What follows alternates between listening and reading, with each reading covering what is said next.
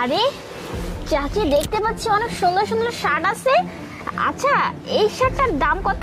আমার হাজবেন্ডের জন্য নিব। কেমন দাম? মা তুমি নিবা? এটা 100 টাকা। ও আচ্ছা, ঠিক আছে, আমি 100 টাকা দিচ্ছি। আচ্ছা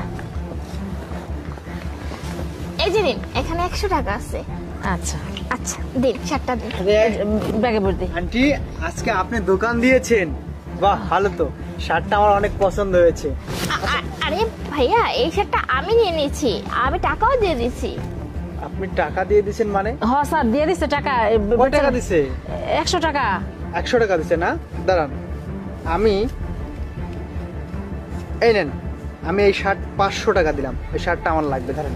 আরে আপনি এটা কি ধরনের ব্যবহার করতেছেন? শার্টটা তো আমি আগে কিনে নিছি, তাই না? আর হুট করে এসে বলতেছেন যে শার্টের দাম 500 টাকা। এটা কেমন ধরনের বেয়াদবি, কিছুই তো বুঝতে পারতেছি না।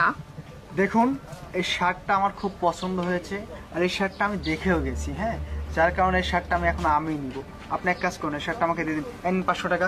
হ্যাঁ, না, এই শার্টটা আমি দিব না। এই শার্ট আমি আগে নিছি, আপনি হুট করে এসে 500 টাকা দিচ্ছেন। আচ্ছা ঠিক আছে, আপনি এই শার্ট 500 টাকা বলছেন না, যেহেতু আমি আগে বলছি এই শার্ট আমি 1000 টাকা দিব, তারপর আমি আপনাকে দেবো। আরে কি হচ্ছে সব?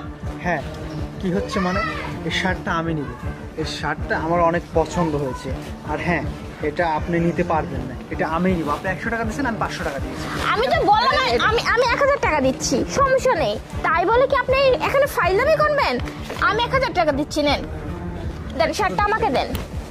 1000 দিচ্ছেন? হ্যাঁ। আর খুব গরম আপনার, তাই না? দাঁড়, আমি তো কিছুই বুঝতেছি না, আপনারা কি শুরু করছেন?